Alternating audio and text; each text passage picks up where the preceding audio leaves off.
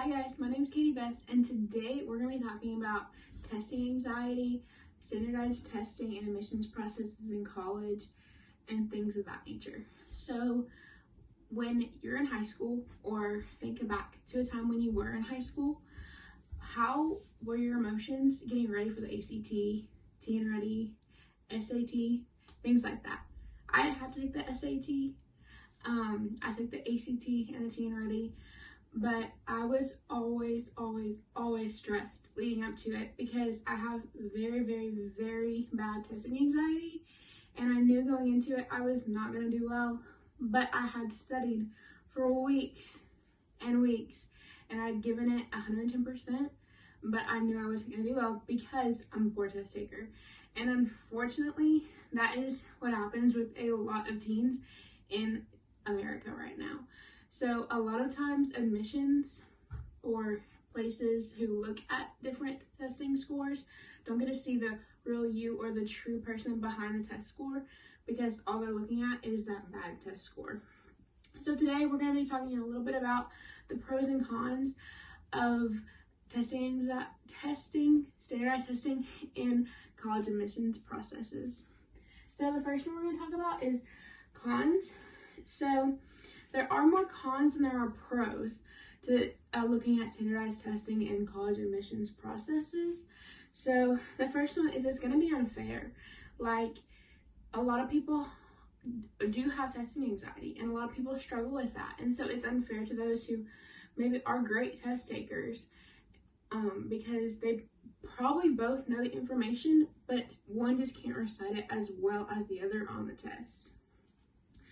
The second is some families are able to provide better study tactics or better test prep. More wealthier families might be able to do this.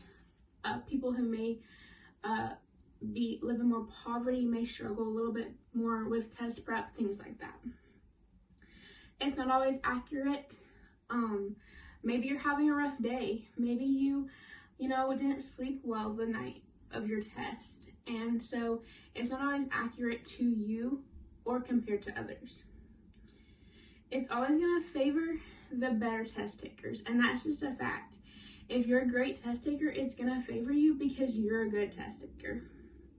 And the biggest one of all is stress. It causes everyone stress. I know for me, it always caused me stress. I still think back and it kind of makes me stressed thinking about it now, but it's just how it is. So some of the pros, which there's just a few, are you get to compare different schools and scores.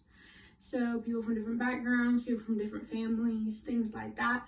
People who come from different parts of the community. So I guess that's pretty cool.